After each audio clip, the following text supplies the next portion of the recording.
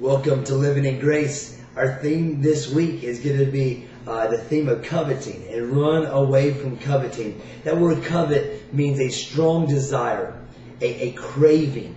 And with this coveting, we're going to see in Numbers chapter 11, and I'm not going to read every verse of it, but verse 4 through verse 34, the people of Israel they're going through the wilderness, and they're on the way to the promised land.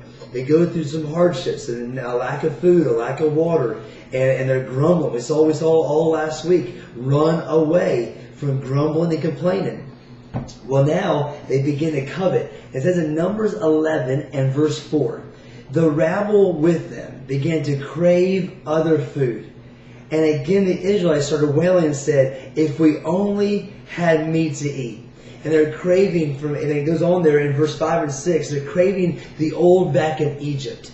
And they want to go back there. They begin to grumble and complain, but covet that old food, covet that old lifestyle in Egypt, where there is slavery and misery and they are mistreated. But they begin to crave a strong passion, a strong desire, a strong craving, and they begin to covet that old. And when they begin to do that, in Numbers chapter 11 and verse 10, Moses heard the people of every family wailing at the entrance to his tent.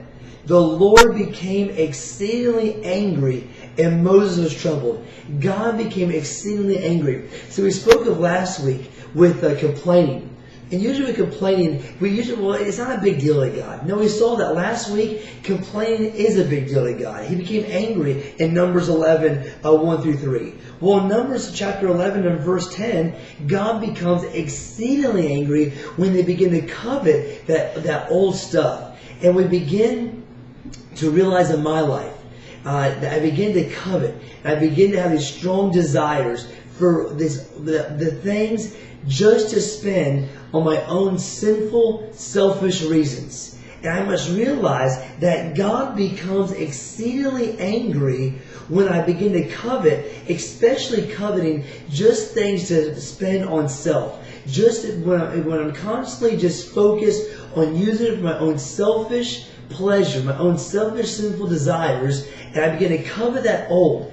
And what I'm saying to God is this: well, God, you're not enough. Yeah, God, you're taking care of me. You're taking care of my daily needs. But God, it's not enough. And I begin to covet the old. Jesus, what you did for me, your redemption that you did for me, that you redeemed me, that you bought me at a price. But now, Jesus, I'm following you, but you're not enough. Therefore, I begin to look to everything else around me, take my eyes off of Jesus, and begin to covet the things of the old. And here I must be warned again that coveting, this passion, this strong desire, this craving, it makes God exceedingly angry. I want you to come back tomorrow. I'm going to pick up here in Numbers 11, and I want you to see the response of what God does and what God allows them and where coveting brings us. So today I realize that coveting makes God exceedingly angry. I want you to see how God responds and what God does and where coveting brings us. So come back tomorrow. And again, remember, you're listening to Living in Grace.